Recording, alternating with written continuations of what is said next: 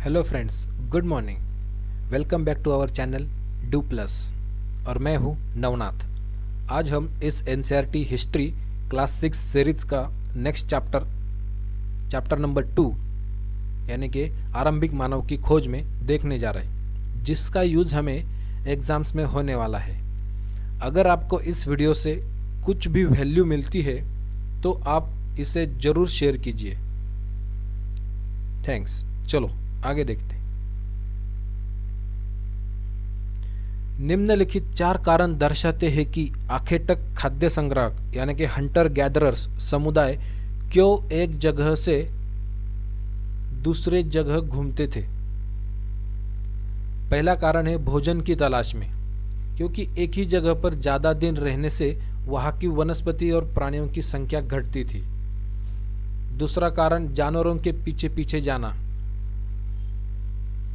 तीसरा कारण फलों और फूलों के अलग अलग मौसम में फलना फूलना, इसकी वजह से उन्हें जगह जगह घूमना पड़ता था।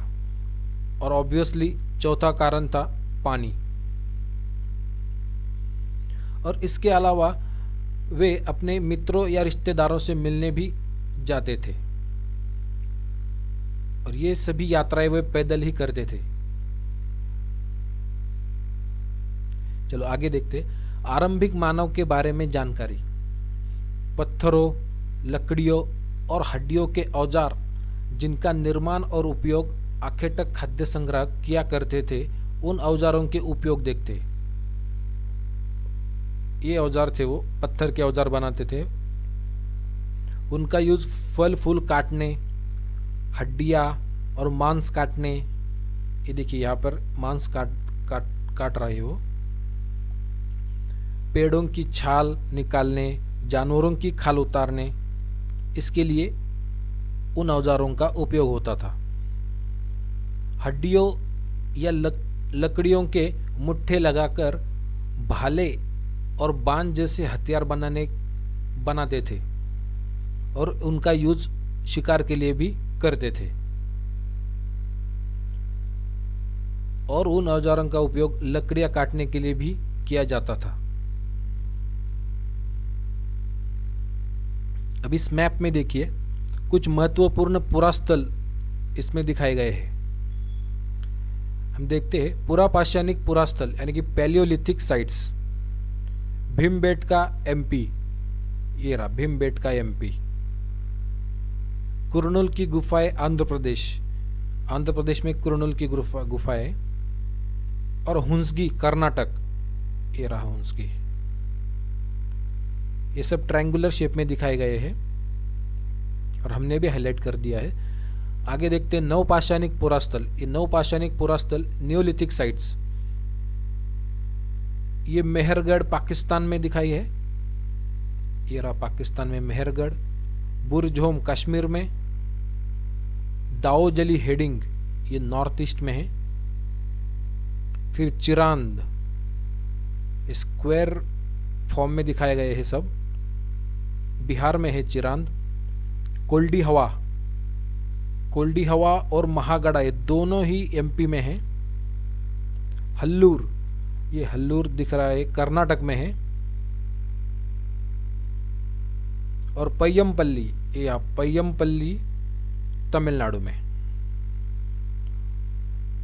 ये सब स्क्वायर फॉर्म में दिखाए गए हैं। अब आगे देखते हैं महापाषाणिक पुरास्थल यानी कि मेगालिथिक साइट्स। ये 2 साइट्स है। एक ब्रह्मगिरी कर्नाटक में है, जो सर्कुलर यानी कि राउंड शेप में दिखाया गया है। और आदि चन्नलूर तमिलनाडु में।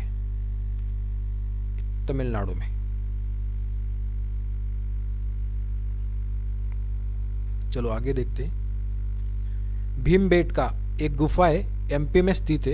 एक पुरापाषाणिक पुरास्थल है।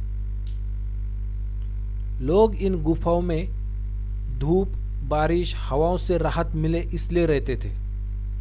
ऐसी ही प्राकृतिक गुफाएं विंध्य और दक्कन के पर्वतीय इलाकों में भी मिलती है। यहाँ पे प्राकृतिक गुफाएं बनाई है उन्होंने,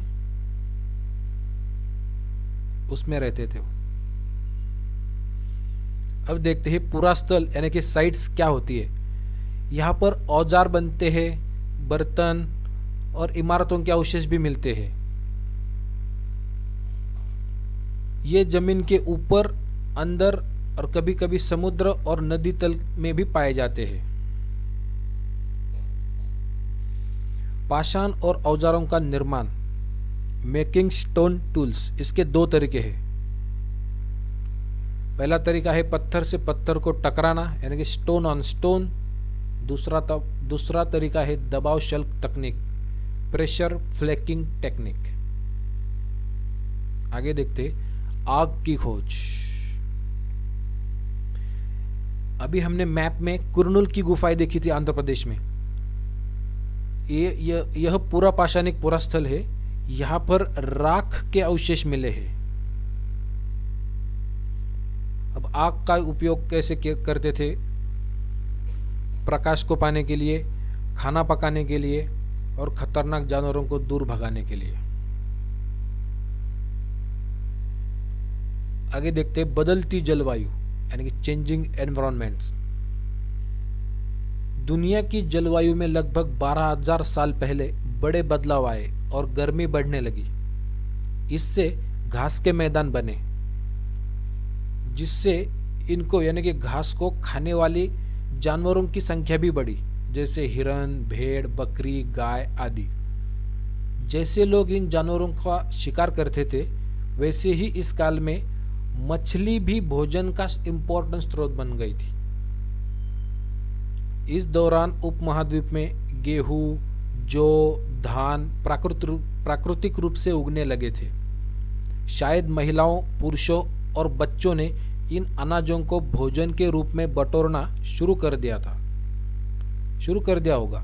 साथ ही वे यह भी जान गए होंगे कि अनाज कब, कहाँ और कैसे उगते हैं, और फिर खुद उनको उगाना प्रारंभ भी किया होगा। चलो आगे देखते हैं। हुंसगी, कर्नाटक, यह एक पूरा पाषाण स्थल है। ये रहा हुंसगी, मैप में दिख रहे हैं आप, कर्नाटक में है। यहां पर कुछ औजार मिले हैं। अधिकतर औजार चूना पत्थर से बनाए जाते थे। चूना पत्थर। आगे एक टिप देखते हैं। भारत में शुतुरमुर्ग, ऑस्ट्रिचस इन इंडिया, ये शुतुरमुर्ग भारत में पूरा पाषाण यानी कि पैलियोलिथिक युग के दौरान होते थे। अब मैप में आप पैलियोलिथिक साइट्स देख सकते हैं। महाराष्ट्र के पटने पुरा स्थल से शुतुरमुर्ग के अंडे के अवशेष मिले हैं, और इन अंडों के कुछ छिलकों पर चित्रांकन भी मिलता है। इन अंडों से मनके भी बनाए जाते थे। चलो नाम और तिथियां, हम कुछ नाम देखेंगे और उनकी तिथियां यानी कि कब हुए थे। पूरा पाषाण काल यानी कि पैलियोलिथिक। पुरातत्वविद आरंभिक काल को पूरा पाषाण काल कहते हैं। पूरा यानी कि प्राचीन, पाषाण यानी कि पत्थर। यह नाम पत्थर के औजारों के महत्व को दर्शाता है। यह काल करीब 20 लाख साल पहले से 12,000 साल पहले के दौरान माना जाता है। लगभग 99% मानव इतिहास की कहानी इसी काल के दौरान घटित हुई है। आगे देखते हैं मध्य पाषाण युग यानी कि मेसोलिथिक एज।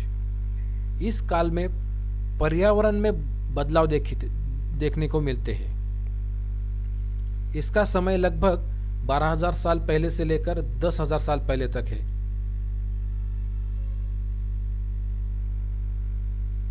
आगे देखते हैं लघु पाषाण युग यानी कि माइक्रोलिथिक। ये पाषाण औजार बहुत छोटे होते थे। इन औजारों में हड्डियों या लकड़ियों के मुट्ठे लगे हंसिया और आरी थे।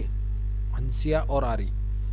साथ में पूरा पाषाण युग के औजार भी इस दौरान बनाए जाते थे। पूरा पाषाण युग यानी कि पैलियोलिथिक युग के औजार भी इस दौरान बनाए जाते थे। और लास्ट में पूरा पाषाण काल,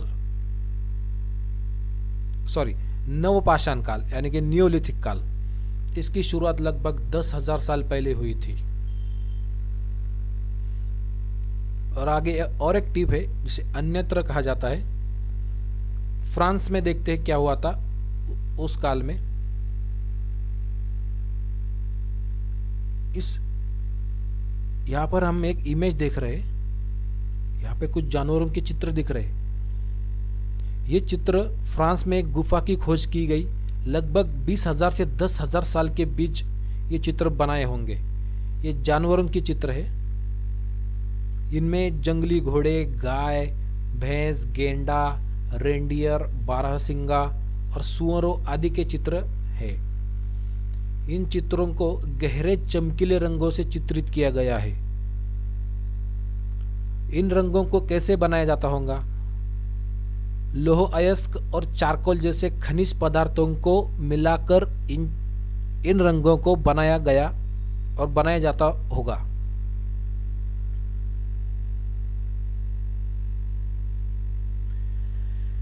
Thank you guys for giving your valuable time. Thanks for watching our videos. Thank you so much. Bye bye.